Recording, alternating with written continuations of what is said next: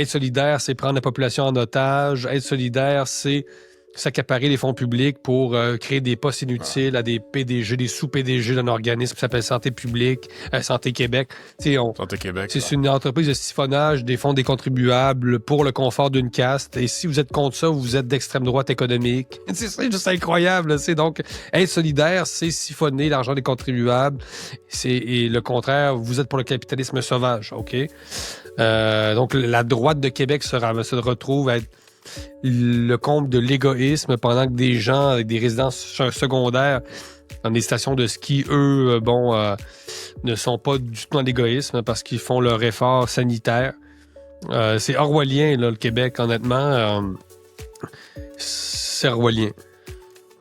Et si on avait c'est purement hypothétique, là, mais si on avait une autre pandémie ou une autre situation de santé publique gravissime, est-ce qu'on pourrait s'attendre à la même réaction? Ce qui veut dire que c'est pas tellement la pandémie qui a révélé c'est pas tellement la pandémie qui est à la source de quoi que ce soit, elle a simplement révélé c'est ça. Un peuple qui avait quand même pas.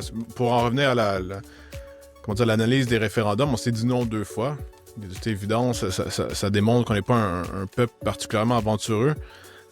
Et pendant la pandémie, on a demandé, là, on peut critiquer le gouvernement tant qu'on veut, là, mais je pense que l'opinion publique a demandé des mesures sanitaires strictes. Oui. Le gouvernement Legault, à l'époque, plafonnait triomphait dans les sondages. C'était des scores absolument soviétiques pour faire la blague orwellienne. Mais de toute évidence, c'est quelque chose qui est à la source de tout ça. J'ai envie de dire, est-ce qu'on est peureux, en fait, au Québec? Oui, on est très, très peureux. La peur aussi est structurelle dans l'imaginaire québécois. On est beaucoup plus peureux que d'autres peuples.